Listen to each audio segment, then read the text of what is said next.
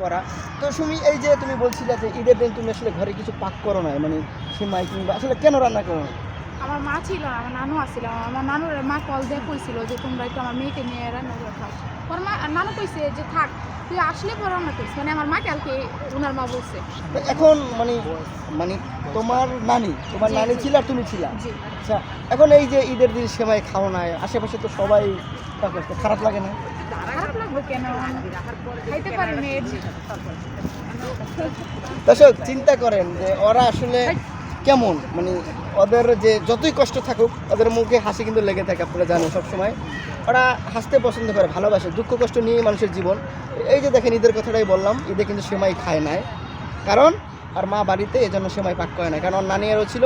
আর নানি চিন্তা করছে কি তার মেয়ে নাই, আর ও চিন্তা করছে আর মা নাই, এজন্য সেমাই পাক করে না, যে মা আসলে একসাথে খাবো। তো মা কি ডাকা আছে? মা আইছিল, আবার গেছে গা দেশে। সেমাই কি পাক করা হয়েছিল? না, আমি কই নাই, মনেই নাই। ঈদ গেছে গে কোন দিন, মনেই নাই। মানে ঈদের পরের সময় খাওয়া হয় না?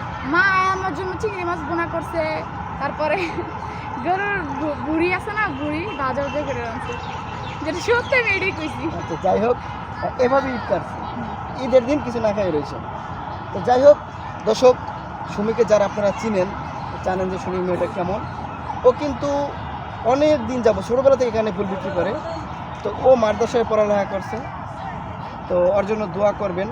তো বিষয় হচ্ছে ও আর মা এখানে থাকে, ফুল বিক্রি করে, আপনারা অনেক ভিডিও দেখছেন। মেয়েটি সহজ সরল যদি সম্ভব হয় এই সুমির পাশে দাঁড়াবেন, সুমিকে একটু সহায়তা করবেন, যাতে করে ওরা একটু ভালোভাবে জীবনযাপন করতে পারে। তো সবাই ভিডিও শেয়ার করে দেবেন। ভালো থাকবেন, সুস্থ থাকবেন, আল্লাহ হাফিজ। সজীব কাট দিয়ে একটা ভিডিও ধরে একটু।